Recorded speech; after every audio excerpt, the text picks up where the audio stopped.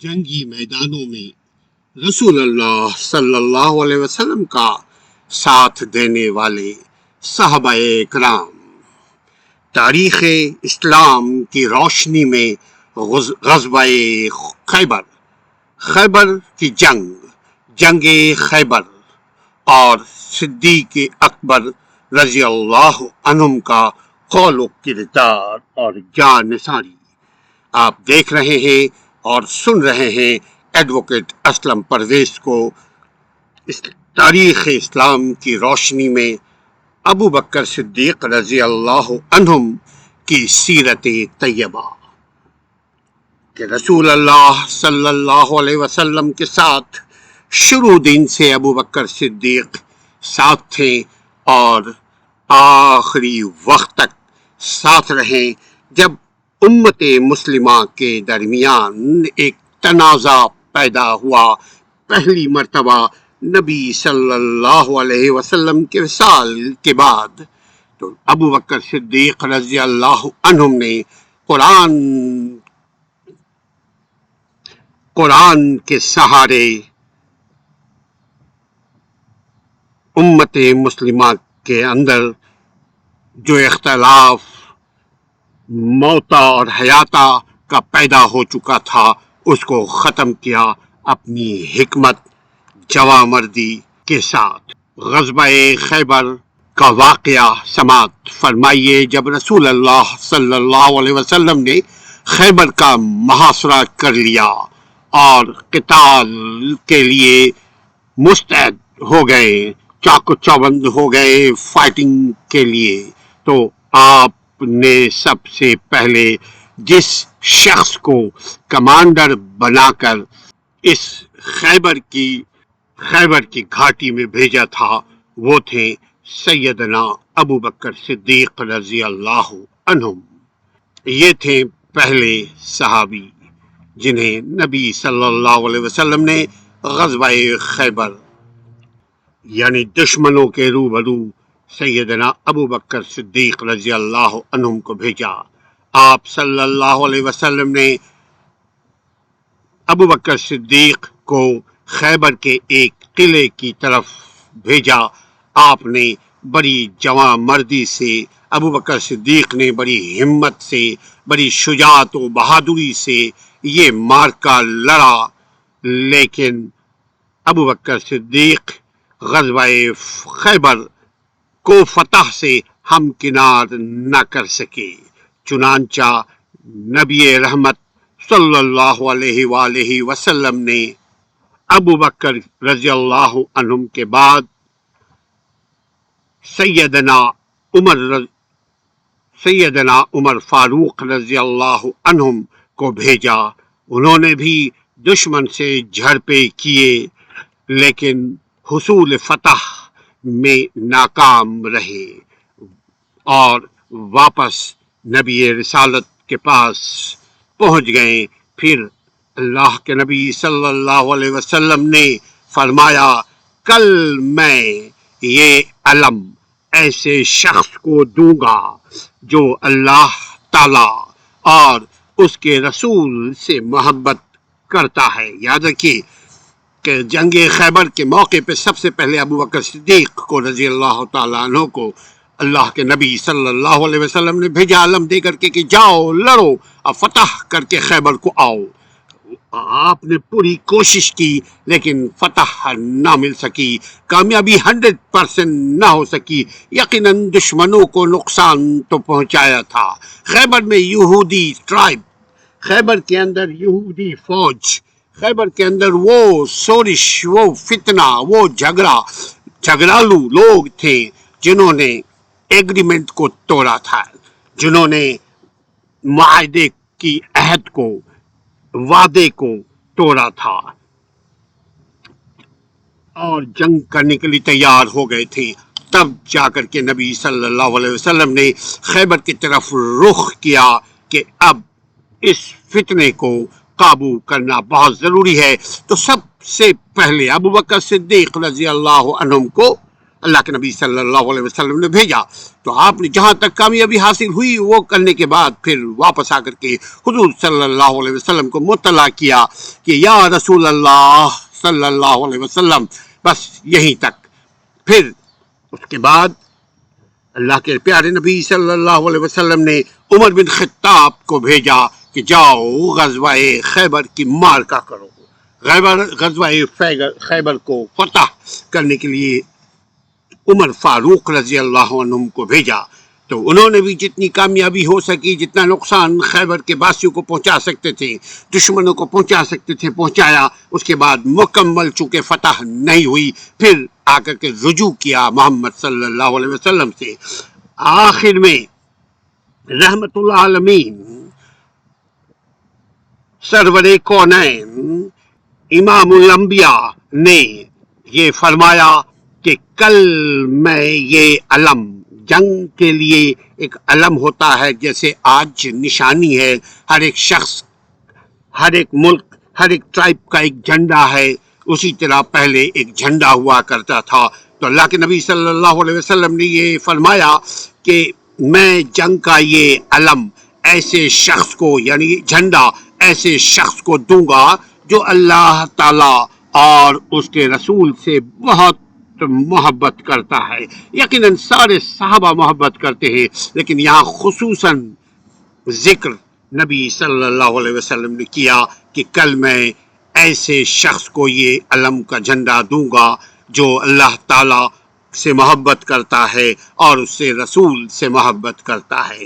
بعض صحابہ اکرام نے نبی اکرم صلی اللہ علیہ وسلم کو یہودیوں کی قوت، یہودیوں کی جوش، یہودیوں کی عظمیت، یہودیوں کو کمزور کرنے کے لیے کھجوروں کے درخت کاٹنے کا بھی مشورہ دیا تھا۔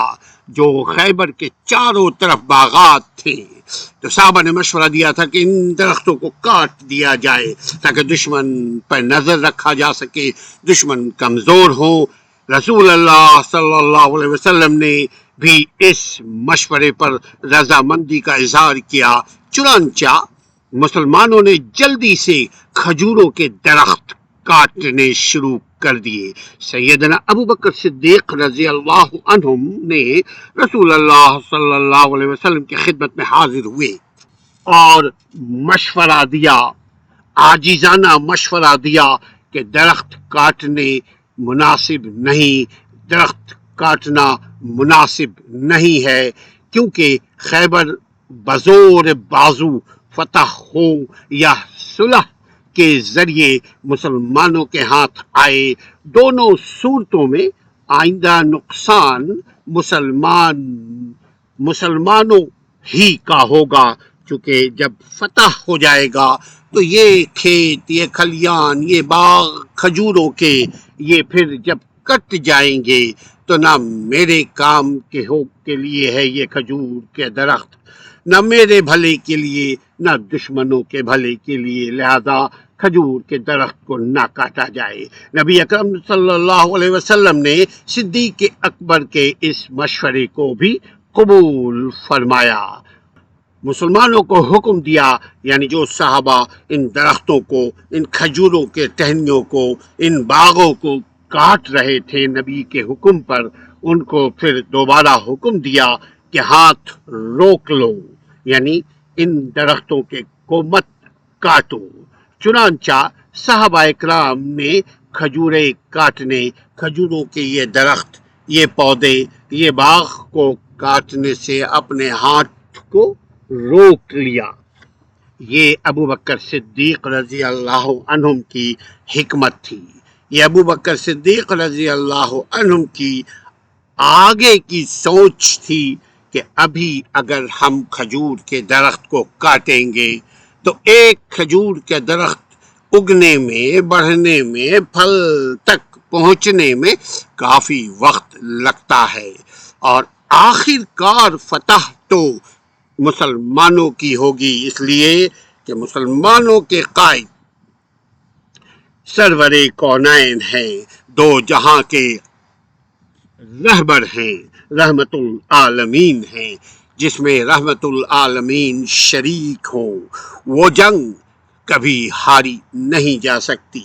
ہاں، غزوہ احد میں ایک چیلنج کا سامنا مسلمانوں کو کرنا پڑا، وہ بھی وجہ یہ تھی جب کہا تھا نبی صلی اللہ علیہ وسلم نے 50 تیر اندازوں کو غزوہ احد کے پہاڑ کے ایک ٹیلے پہ، ایک بلند ٹیلے پہ مقرر کر دیا تھا کہ یہاں سے چھوڑ کر مت جانا، کچھ بھی ہو جائے اس ٹیلے کو مت چھوڑنا، لیکن غلطی ہو گئی۔ لہذا یہ دنیا اسباب کے ساتھ قائم ہے، یہ دنیا سبب کے ساتھ قائم ہے، یہ دنیا وسیلے کے ساتھ قائم ہے، عملی وسیلہ۔ چونکہ بھول چکے تھے وہ صحابہ، نتیجہ وہ جنگ، جیتی ہوئی جنگ، شرمندگی کا سامنا کرنا پڑا۔ لیکن یہاں غزوہ خیبر کے موقع پر نبی صلی اللہ علیہ وسلم کی بات آخر تھی، نبی صلی اللہ علیہ وسلم آخری تک جنگ لڑنے کو تیار تھے۔ اب سوچئے کہ کہتے ہیں کہ ہم صبح اس شخص کو یہ علم دیں گے، اس شخص کو اس جنگ کا کمانڈر بنائیں گے جس سے اللہ خوش، جو اللہ سے راضی اور اللہ اس سے راضی، جو محمد سے پیار کرے محمد اس سے پیار کرے۔ یقیناً یقیناً یقیناً وہ حضرت علی کرم اللہ وجہ ہیں۔ حضرت علی کرم اللہ وجہ کو جب بھی کوئی ٹاسک دیا گیا، علی رضی اللہ عنہم کامیاب ہو کر کے لوٹے۔ غزوہ خیبر کو سنتے رہیے کہ علی رضی اللہ عنہم نے غزوہ خیبر کے دروازے کو کس طرح اپنے بازوئے مبارک سے اٹھا کر پھینک دیا کافی دور تک۔ یہ تھا جذبہ ایمان، جبکہ علی رضی اللہ عنہم نہ قد کے بڑے تھے، علی رضی اللہ عنہم نہ وہ پہلوان تھے، لیکن جہاں بات آئی اسلام کی تو بڑے بڑے پہلوانوں کو انہوں نے اٹھا پھینکا۔ اسی طرح خیبر کی اس گھاٹی میں کامیابی جو ملی وہ ملی تھی علی رضی اللہ عنہم کو۔ یہ تھا battle of Khyber. The Battle of Khyber is a significant event in Islamic history that took place in the year of 628 Christian era۔ یہ 628 میں غزوہ خیبر کا 688 عیسوی میں، اس کو بولتے ہیں کرسچن ایرا، یہ غزوہ خیبر کا واقعہ پیش آیا۔ During the time of the Prophet Muhammad, peace be upon him صلی اللہ علیہ وسلم, and the early years of Islam، یہ شروع کے دن تھے جب خیبر کا مارکا ہوا اور جس میں مسلمانوں کی کامیابی ہوئی۔ It was a series of engagements between the Muslim forces led by Prophet Muhammad sallallahu alaihi wasallam and the Jews inhabitants of the Khyber Oasis in present day Saudi Arabia۔ یہ خیبر کی جو جگہ ہے، یہ خیبر کی جگہ ہی آج سعودی عرب کے پاس ہے۔ The battle resulted in the اللہ الرحمن الرحیم۔ السلام علیکم، آپ دیکھ رہے ہیں اور سن رہے ہیں ایڈوکیٹ اسلم پرویز کو اسلامی تاریخ کی روشنی میں جہادی میدانوں میں رسول اللہ صلی اللہ علیہ وسلم کا ساتھ دینے والا، ہر وقت ساتھ رہنے والا ابو بکر صدیق رضی اللہ عنہم کی لائف ہسٹری۔ ابھی صلح حدیبیہ کے متعلق ابو بکر صدیق رضی اللہ عنہم کے کارنامے، یعنی جیسے کو تیسا کیسا کیا مذاکرات حدیبیہ میں سیدنا ابو بکر صدیق رضی اللہ عنہم کا کردار، یعنی صلح حدیبیہ اور سیدنا ابو بکر صدیق رضی اللہ عنہم رسول اللہ صلی اللہ علیہ وسلم ذوالقعدہ 6 ہجری یعنی 6 ذوالقعدہ کے مہینے اور سال ہجری کا 6 ہجری 1400 صحابہ اکرام کے ساتھ رسول اللہ صلی اللہ علیہ وسلم ذوالقعدہ 6 ہجری کو 1400 صحابہ اکرام کے ساتھ عمرے کے لیے مکہ معظمہ کو نکلے، یعنی 1400 صحابہ اکرام کو ساتھ لے کر بیت اللہ کی زیارت کے ارادے سے مدینہ سے نکلے۔ محمد صلی اللہ علیہ وسلم نے قربانی کے جانور بھی اپنے ساتھ لے لیے تھے اور عمرے کا احرام باندھ لیا تھا تاکہ لوگ ان کے ساتھ پرامن رہیں اور انہیں صاف معلوم ہو جائے کہ محمد عربی صلی اللہ علیہ وسلم بیت اللہ کی تعظیم کی غرض سے اس کی زیارت کے لیے نکلے ہیں اپنے ساتھیوں کے ساتھ، اور ساتھیوں کی جو تعداد تھی 1400 تھی۔ آپ صلی اللہ علیہ وسلم نے بنو خزاعہ کے قبیلے سے اپنے ایک آدمی کو بطور گائیڈر، بطور اسپائی، بطور جاسوس آگے روانہ کیا۔ وہ یہ اطلاع لے کر لوٹا مکہ سے کہ اہل مکہ نے آپ کو خانہ کعبہ میں داخلے سے روکنے کے لیے لشکر جمع کر لیا ہے۔ اس پر رسول اللہ صلی اللہ علیہ وسلم نے فرمایا، اے لوگو، یعنی اپنے 1400 صحابہ جو ان کے ساتھ تھے ان سے مخاطب ہو کر فرمایا کہ اے لوگو مجھے مشورہ دو۔ اس سے ثابت ہوتا ہے کہ جب بھی کوئی آپ اچھا کام کرے تو کوشش کرے مشورے کے ساتھ اچھا کام کرے، خواہ گھر کا کام ہو یا باہر کا کام۔ آپ اگر مشورہ کریں گے اس میں سکینت برسے گی، آپ اگر مشورہ کریں گے آپس میں محبت کرنے والے عقل مند لوگوں کے ساتھ تو اس کام میں خیر و برکت ہوگی انشاءاللہ تعالی۔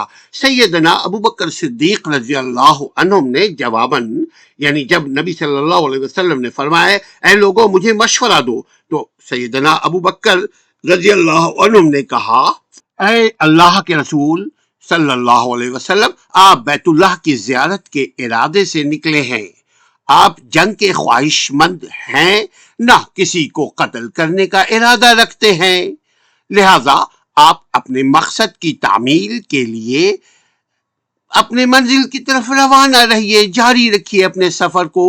اور نمبر 2، یعنی پہلے تو یہ ہے کہ آپ کا مقصد ہے اور مقصد کو کنٹینیو رکھیں۔ دوسرا، ابو بکر صدیق نے اس کے پارٹ کا دوسرا جواب دیا، جو شخص بھی ہمیں بیت اللہ میں داخلے سے روکے گا، یعنی ہم نیک کام کر رہے ہیں، ہم سفر پہ جا رہے ہیں، اگر کوئی روکے گا تو ہم یقیناً اس کو اس کا جواب دیں گے، یعنی ہم قتال کریں گے۔ وہ اگر ہمیں قتل کرنے لگے گا تو ہم کیا کریں گے؟ ہم بھی وہی کام کریں گے، اللہ کا نام لے کر۔ اللہ کے نبی صلی اللہ علیہ وسلم نے فرمایا تو اللہ کا نام لے کر سفر کو جاری رکھو۔ دوسری طرف قریش کی حالت یہ تھی کہ وہ شدید مشتعل تھے، انہوں نے حلف اٹھایا ہوا تھا کہ محمد عربی صلی اللہ علیہ وسلم کو کسی صورت مکہ میں داخل نہیں ہونے دیں گے۔ اس کے بعد رسول اللہ صلی اللہ علیہ وسلم اور اہل مکہ کے مابین مذاکرات کا سلسلہ شروع ہوا۔ نبی اکرم صلی اللہ علیہ وسلم کے ساتھ مذاکرات کے لیے لوگ آتے رہے۔ اب نبی صلی اللہ علیہ وسلم نے یہ عزم کر لیا تھا کہ اگر اہل مکہ صلح رحمی کی بنیاد پر گفتگو کا عمل آگے بڑھائیں گے تو وہ اہل مکہ کے مطالبات کو تسلیم کر لیں گے، یعنی نبی صلی اللہ علیہ وسلم یقیناً امن کے داعی تھے۔ مذاکرات حدیبیہ میں سیدنا ابو بکر صدیق کا قول اور کردار کیا ہے؟ سماعت فرمائیے۔ نبی اکرم صلی اللہ علیہ وسلم سے گفت شنید کے لیے قریش کے کئی وفود آئے۔ سب سے پہلے جو وفد آیا وہ بنو خزیعہ قبیلے سے بدیل بن ورقہ آیا۔ جب اسے نبی اکرم صلی اللہ علیہ وسلم اور مسلمانوں کے آنے کا مقصد معلوم ہوا تو وہ واپس چلا گیا، اپنے مکی لوگوں کو، دوستوں کو بتایا کہ بھائی وہ امن کے لیے آئے ہیں، عمرے کے لیے آئے ہیں، اپنے ساتھ جانور لے کر آئے ہیں، وہ احرام پہنے ہوئے آئے ہیں۔ پھر مکہ والے نے دوسرے وفد کو بھیجا، اس کا نام تھا مکرس بن حفص۔ پھر وہ بھی ناکام ہوا، وہ بھی چلا گیا کہ جی بھائی امن کے لیے آئے ہیں، واپس چلا گیا۔ پھر تیسرا آیا، اس کا نام تھا حلیس بن القمہ، اور وہ بھی واپس چلا گیا۔ پھر آخری میں ایک اور وفد آیا، اس کا نام تھا عروہ بن مسعود بن ثقفہ۔ یہ آیا، یہ مذاکرات رسول اللہ صلی اللہ علیہ وسلم اور عروہ بن مسعود ہی کے مابین ہوئے۔ یعنی تاریخ اسلام میں جو صلح یعنی ایگریمنٹ، جو حدیبیہ کا ایگریمنٹ ہوا تھا، وہ ان دو کے مابین، اس طرف نبی محمد صلی اللہ علیہ وسلم اور دوسری طرف عروہ بن مسعود تھا۔ اس گفت شنید میں سیدنا ابو بکر صدیق اور چند دیگر صحابہ اکرام بھی شریک گفتگو ہوئے۔ عروہ بن مسعود نے کہا، محمد صلی اللہ علیہ وسلم، آپ ان اوباش لوگوں کو جمع کر کے اپنے ساتھ لے آئے ہیں تاکہ آپ ان کی مدد سے بیت اللہ کی حرمت پامال کر سکے۔ قریش کے لوگ اپنے مردوں، اپنے عورتوں، قریش کے لوگ اپنے چھوٹوں اور اپنے بڑوں سمیت چیتے کی کھالیں پہن کر نکل آئے ہیں۔ انہوں نے اللہ کے نام پر قسمیں اٹھا رکھی ہیں کہ آپ کو اور آپ کے ان ساتھیوں کو مکہ مکرمہ میں داخل نہیں ہونے دیں گے۔ اللہ کی قسم، عروہ بن مسعود کہتا ہے، اللہ کی قسم، آپ کے ان ساتھیوں کے متعلق تو مجھے لگتا ہے کہ یہ آپ کا ساتھ چھوڑ کر منتشر ہو جائیں گے۔ یعنی یہ جو صحابہ ہیں یہ بے وفا ہیں، نعوذ باللہ۔ یہ اس پر سیدنا ابو بکر صدیق رضی اللہ عنہم غیظ و غضب کے عالم میں فرمایا، اپنے معبود لات کی انہوں نے جیسا اس نے کہا، عروہ بن مسعود نے جیسے سوال کیا، ویسے ابو بکر صدیق نے اس کو ڈانٹ پلائی کہ ہم چھوڑ کر بھاگ جانے والوں میں سے نہیں ہیں۔ عروہ کہنے لگا، یہ کون ہے جو جواب دیتا ہے؟ لوگوں نے بتایا، یہ ابو بکر صدیق ہے عروہ۔ وہ کہنے لگا، یعنی عروہ بن مسعود کہنے لگا، جو دوسری طرف کا ایلچی تھا، کہ اس ذات کی قسم جس کے ہاتھ میں میری جان ہے، اگر آپ کا میرے اوپر، یعنی ابو بکر کا میرے اوپر وہ احسان نہ ہوتا جس کا بدلہ میں آپ کو نہیں دے سکا، تو میں آپ کو اس بات کا بھرپور جواب دیتا۔ سیدنا ابو بکر صدیق نے اس سے قبل عروہ بن مسعود پر کوئی احسان کیا تھا۔ ویسے ابو بکر صدیق رضی اللہ عنہ کی یہ عادت مبارکہ تھی کہ وہ ضرورت مندوں کی ضرورت پوری کرتے تھے، وہ مظلوموں کی داد رسی کرتے تھے، وہ غریبوں کی مدد کرتے تھے، وہ غلاموں کو آزاد کرواتے تھے، بے بسوں کو بے بس اور بے سہاراؤں کے سہارا بنتے تھے۔ یہ سیدنا ابو بکر کی صفات تھی۔ سیدنا ابو بکر صدیق کے مذاکرات قبول، سیدنا ابو بکر صدیق کے مذکورہ قول، یعنی جو آپ نے ڈانٹا عروہ بن مسعود کو، وہ بہت سخت تھا، سخت الفاظ استعمال کیا۔ یعنی نبی کے خلاف اگر کوئی بولے تو صحابہ برداشت نہیں کرتے تھے۔ صحابہ کو یہ صفت تھی کہ وہ ان کے ذات کے خلاف بات کریں گے تو وہ بولیں گے کوئی بات نہیں، لیکن اگر میرے نبی کے خلاف کوئی بات کرے گا، میرے نبی کے خلاف کوئی حرکت کرے گا، تو وہ بھگتے گا۔ عروہ بن مسعود کی کوشش تھی کہ وہ نفسیاتی حملہ کر کے مسلمانوں کو ذہنی لحاظ سے شکست دے، مسلمانوں کو پست کرے، مسلمانوں کی حوصلہ شکنی ہو، اس قسم کے الفاظ وہ استعمال کیا کرتا تھا۔ قریش کی عسکری قوت کو عروہ بن مسعود نے بڑھا چڑھا کر کے بیان کیا تھا کہ ہمارے بچے، ہمارے جوان، ہمارے بوڑھے، ہماری عورتیں، ہمارے سپاہ، ہمارے سردار سب آپ سے لڑنے کو تیار ہیں۔ اس نے یعنی عروہ بن مسعود نے اپنے موقف کی تصویر کشی اس طرح سے کی تھی کہ سب ہی قسم کھا کر کے بیٹھے ہیں کہ محمد عربی کو داخل نہیں ہونے دیں گے۔ اس کے خیال میں یہ تھا، اس کے خیال میں وہ سوچ یہ رہا تھا کہ اس طرح سے نفسیاتی طور پر ہم انڈر پریشر میں لے کر آ جائیں گے، پریشر میں ان صحابہ کو لے جائیں گے۔ مگر اس نادان کو کیا پتا، یہ نبی کے صحابی ہیں، یہ نبی کے دوست ہیں، یہ نبی کے کمپینین ہیں، یہ تو نبی کے کمپینین ہیں۔ عام مسلمان بھی نبی کے خلاف کمپرومائز نہیں کرتا، عام مسلمان بھی نبی کے متعلق کوئی بات ہو جائے وہ برداشت نہیں کرتا، کیونکہ ایمان ہے ہمارا آپ کا کہ میرا نبی لے کر آیا وہ رسالت جو رہنمائی کرتا ہے، جو دین دنیا ہمارے لیے بھلائی کے لیے، دین دنیا کی بھلائی کا پیغام لے کر آیا ہے، جنت کی خوشخبری لے کر آیا ہے، اسلام لے کر آیا ہے محمد صلی اللہ علیہ وسلم۔ مسلمانوں کی صفوں میں عروہ بن مسعود کوشش کر رہا تھا کہ شکوک و شبہات اور فتنہ پیدا ہو جائے۔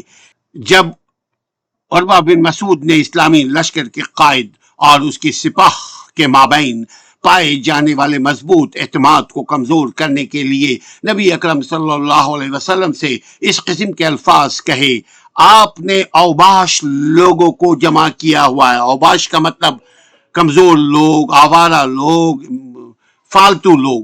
میں تو سمجھتا ہوں، عروہ بن مسعود یہ بھی کہتا ہے کہ آپ نے اوباش لوگوں کو جمع کر لیا ہے، میں تو سمجھتا ہوں کہ یہ اوباش لوگ آپ کے یہ ساتھی آپ کا ساتھ چھوڑ کر منتشر ہو جائیں گے۔ یہ تھا عروہ بن مسعود کا خیال۔ اس موقع پر سیدنا ابو بکر صدیق رضی اللہ عنہم کے منہ توڑ جواب نے الٹا عروہ بن مسعود کے احساسات، جذبات اور نفسیات کو شدید جھٹکے سے دوچار کیا۔ صدیق اکبر رضی اللہ عنہم کا یہ کردار آپ کی انتہا درجے کی ایمانی غیرت، آپ کی انتہا درجے کی نبی سے محبت اور آبرو مندانہ جذبات کی علامت ہے۔ اسی بارے میں اللہ تعالیٰ نے قرآن پاک میں فرمایا، اور تم سستی نہ کرو، اور تم سستی نہ کرو، اور نہ غم کھاؤ، اور تم سستی نہ کرو اور نہ غم کھاؤ، تم ہی غالب رہو گے اگر تم مومن ہو۔ آج ہم اگر غالب ہونا چاہتے ہیں، آج اگر ہم چاہتے ہیں کہ دنیا میں عزت حاصل ہو، دنیا میں مقام حاصل ہو، دنیا میں عزت سے جیے، تو نبی کی سیرت، صحاباؤں کے طریقے سے چلنا پڑے گا، ورنہ چلنا پڑے گا۔ اللہ تعالی ہمیں منہج سلف عطا فرمائے تاکہ اسلام کو اپنی روح سے سمجھیں۔ وما علینا الا البلاغ المبین۔